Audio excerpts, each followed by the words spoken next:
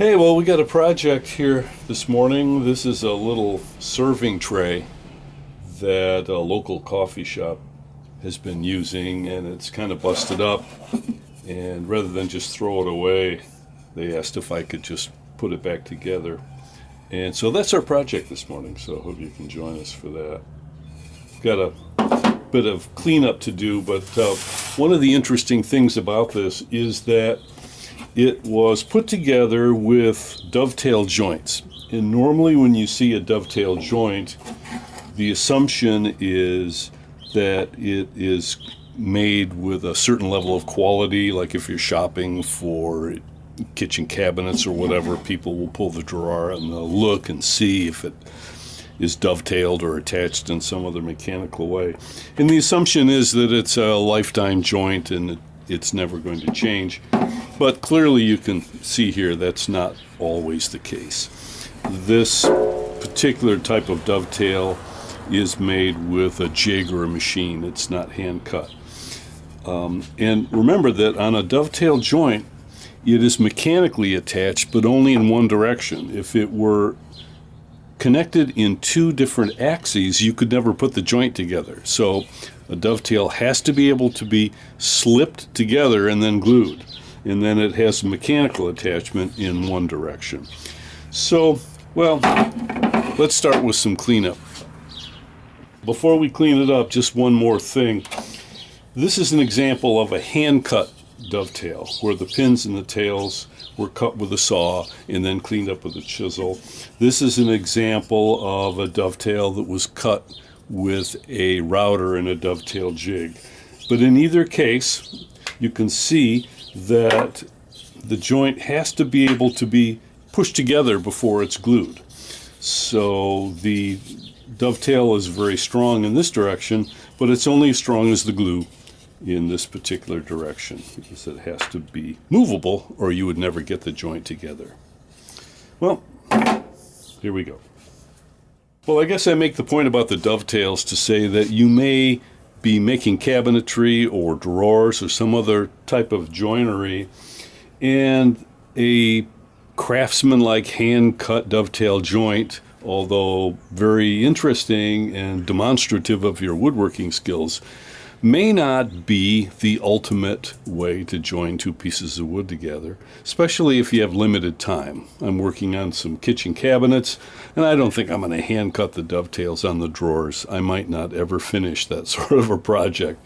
So there are ways of joining drawers together that are perfectly fine. They will outlast you on this earth, and they don't require spending weeks hand cutting all of your dovetail drawers. All right, well, I'm going to take some simple green and we're going to work on removal of DNA and other organic material, and then see what we have here. All right.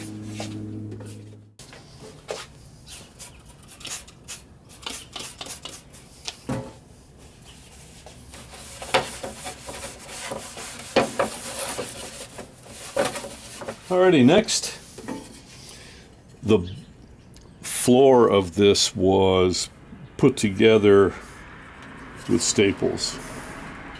Blows out.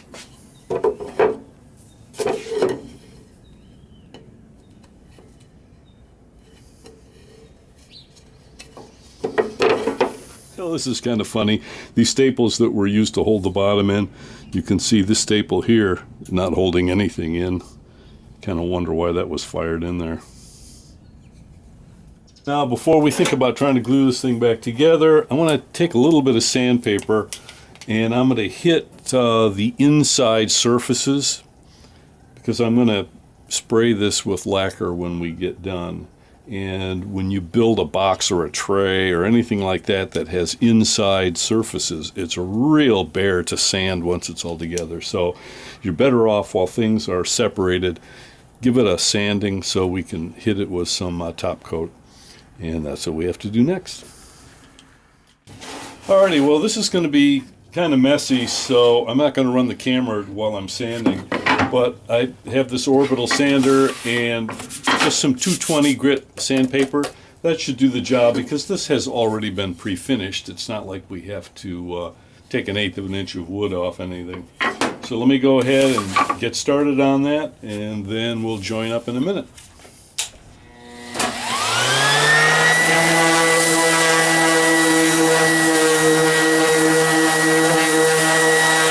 Alrighty, all the surface sanding is done. I'm not worried about all the little dings and nicks because this is going to be a workhorse. It's going to have things spilled on it and, you know, lugging around dishes and things like that.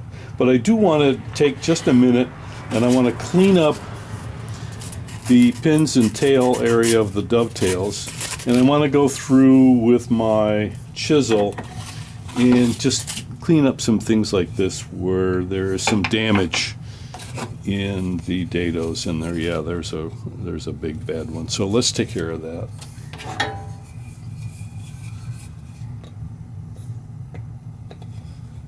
All right, let's get things cleaned up.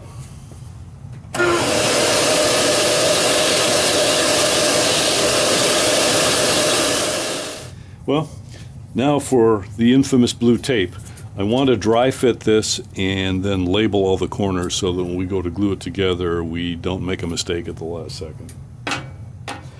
Alright, you can see I just labeled this one corner. That's all I really need because the way these panels have to fit together, once I get one corner correct, everything else falls into place. And I tried putting it together, swapping the two end panels, and actually it didn't fit very well. So this is another reason to dry fit ahead of time. The way they cut the joints, it would not completely go together regardless of how the panel was situated when this and that end piece were swapped. So another good reason to dry fit before you glue things together. Now normally I use the Titebond Red, the standard glue, but because this is going to see a lot of moisture and spilled coffee and you know, cleaning solutions and things, I'm going to use the green exterior grade, so it should hold up a little bit better. So we'll need some clamps and we'll glue this up, and we will wait until the glue sets up. Alrighty, we'll start by gluing one side and then the other side. And when I'm gluing things together, I always have some paper towels and a little spray bottle with water so that I can wipe up any squeeze out of the glue with a moist paper towel. Makes cleanup a lot easier. And I have a small little brush that I'm going to use to force the glue into the small edges. So let's get started.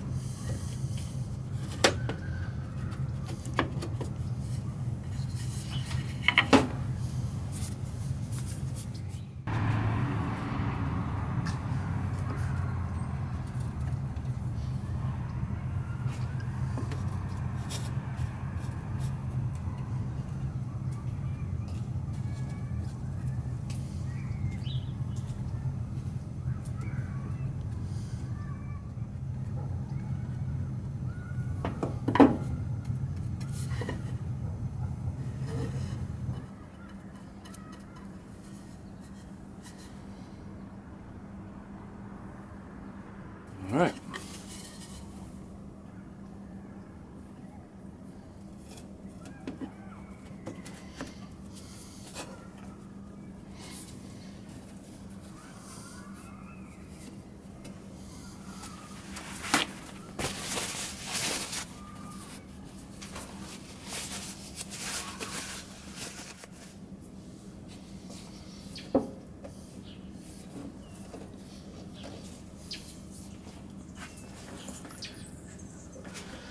Already you can see this side is a little more difficult to pull the joint together completely because the wood has cupped over the years. So I added a little cull here, a little extra piece just to spread out some of the pressure, which should help just a little bit. So let me wipe off some of the squeeze out with our moist rag. And then it's just a matter of waiting now until the glue is going to set.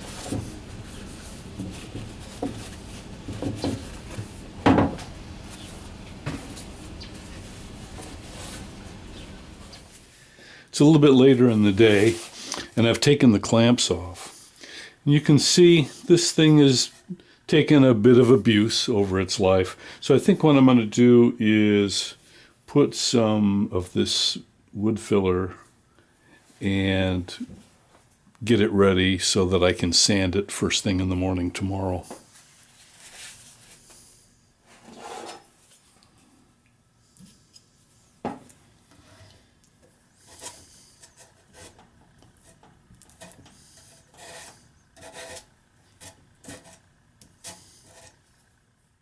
Well, good morning, and our little wood filler is hardened up, so let's get after it with the sander a little bit.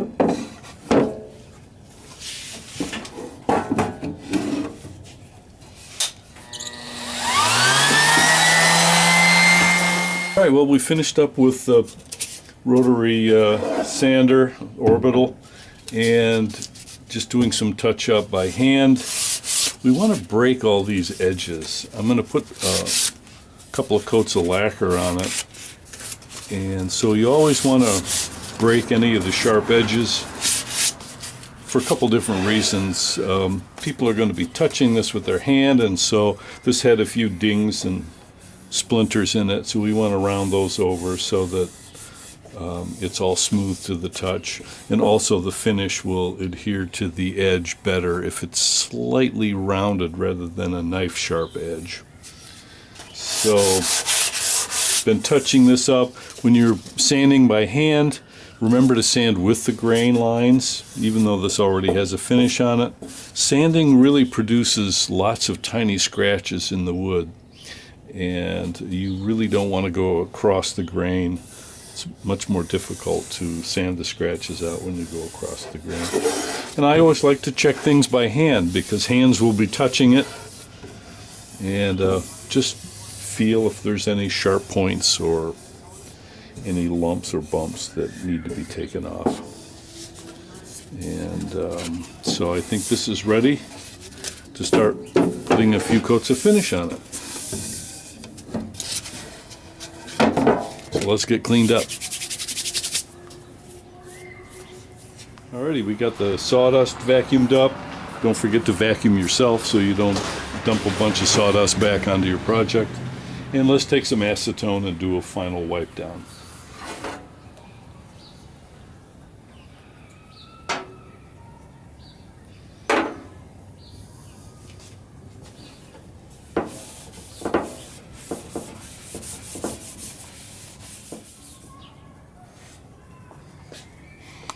I don't know if you can see this, but on that white rag, if you can see all that tan on there, that's all particulate that came off of our project after we thought we had completely cleaned it and vacuumed it all up. So that's why I like to do a final wipe.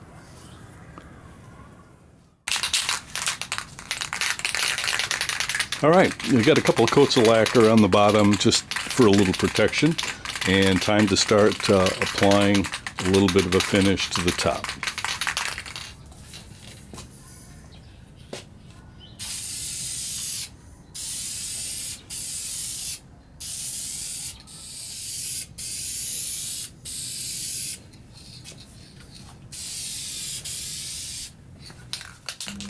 Well, there you have it. Our tray has been rescued from the trash. It's got to go back to work now. 5 coats of lacquer on the top, 2 coats underneath on the bottom. And after the second coat of lacquer, I hit it with a little 320 grit sandpaper before I did the last 2 coats of lacquer. One of the advantages of the lacquer finish is speed. Within a period of a couple hours, you can put 4, 5, 6 coats of lacquer on there. And the other is that the lacquer will attach chemically to its previous layers. Well, you know, every day's a gift, so enjoy your day today. Thanks for joining me.